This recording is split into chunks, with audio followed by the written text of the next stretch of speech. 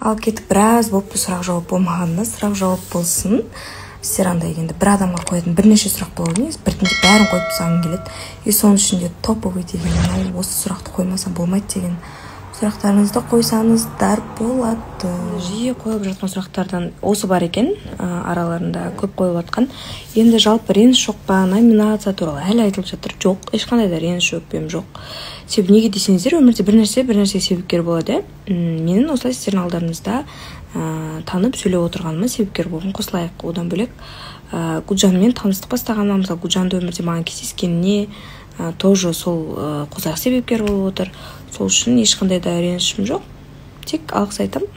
Енді осы сұрақты қойып жатады, сосын көп айтып жатады, сіз көп көрмейміз құрбыларыңызбен отырып, бір жақта отырғаныңыз деген сияқты көп шыға бермеймін.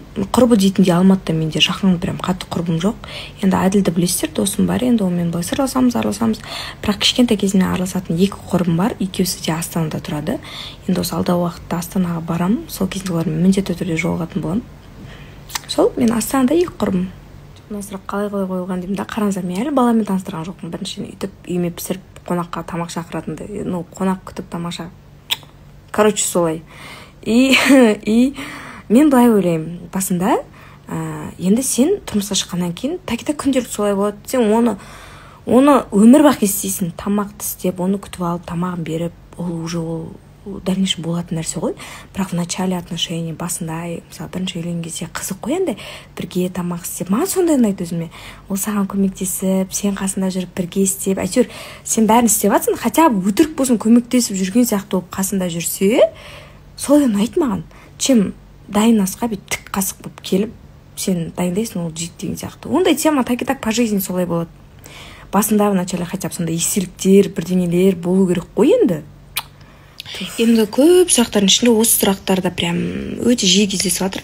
Қалай арықтасам болады, қалай салмақ тастасам болады, спортпен айналысам да арықтай алмай жатырмын. Болмаса жаңағыдай сіз екі бала босанғаннан кейін қалай өзіңіздің қалпыңызға келдіңіз деген сияқты сұрақтар енді өте көп. Соған қарағанда біздің қыздардың арасында проблема сияқты. Негізі артық салмақ деген кәдімгідей проблема сияқты болып тұр. Енді өзіме ол қызық болып кетті да, енді тоже сіздерге де бір қалай айтсам болады, сіздерге де бір көмегім тисін деген оймен өзім зерттегім келіп жатыр енді осыны. Шынымен де не нәрсемен именно адам қалай айтсам, ешқандай химикатсыз қандай жолмен арықтауға болады екен деген сияқты ой өзіме келді да. Енді сол жағын зерттеп, примерно біліп, соның бәрін қарастырып, сіздерге алдағы уақытта айтатын боламын. Соңғы сұраққа жауап берем болсын, жалпы не сабырмен семья болып кетпедіңіз дейді, былай. Жалпы қыз бен жігіт болып жүрген кезінде көбісінде ер азаматтар маскамен жүреді. Әдемі маскамен жүреді. И олардың білесіздер ме, маскалар қай уақытта шешіледі? Когда сен үйленгенде тұрмысқа шыққанда емес оған, когда сен бала көтересің ғой. Бала көтересің. И ол баланы босанғаннан кейін, бала көтергенде бір рет маскасы ұшады, біраз жерге ұшады. Ал баланы босанғаннан кезде вообще ұшады ғой маскасы.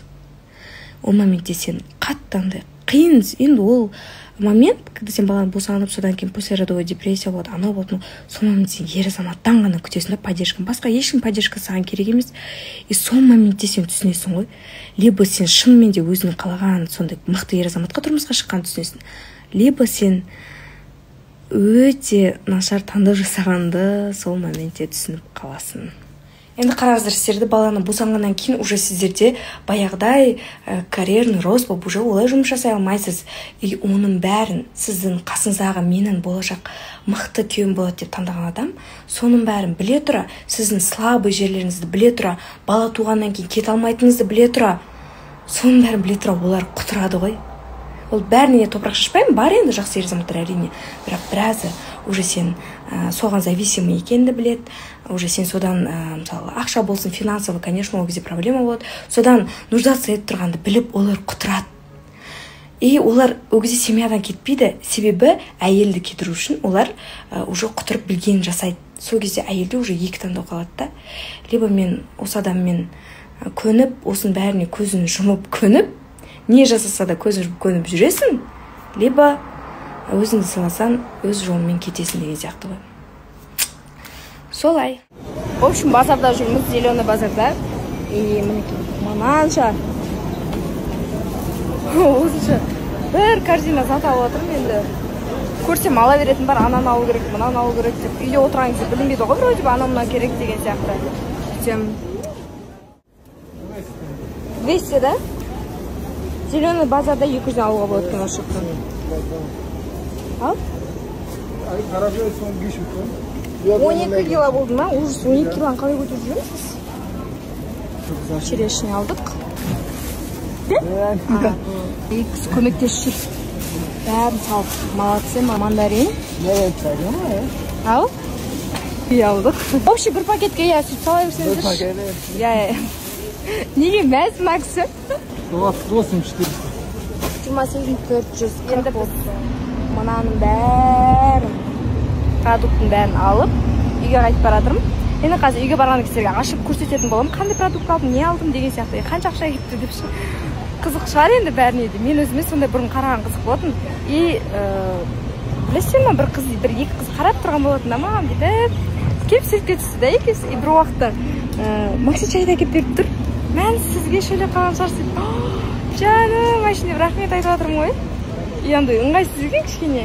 Жүгіріп кеп соны солай жасап қалған ойлайды. Сәлі күттіріп қалғандар. Сол, қазір такси күтіп тұрмын, үйге барады. Рахмет жандарым, солар енді. Сторисіңіз қараймыз деп жатыр ғой. Аттарында сұрап үлгермедім енді. Базардың ала жатымыз көрсетейік, көбінесе алдық. Сосын осындай алдық примерно. Лимон, черешня алдық. Киви бар қасында груша дәу екен. Жұмыртқа алғанбыз, жұмыртқаны қарамыз жарылып кетті бір екеусі. Грудинка алдық. Мына жақта ножки бар. Енді керемет тамақ істейтін сияқты біраз нәрсе алдым мен. И одан ет қайда? Шабыр ет алдық. Енді етті алып қатты көрсетіп қояйын. И мынанша сосиска. Біздің балалар сосиска жақсы жейді. Азында завтракқа жұмыртқамен сосиска болып беремін негізі.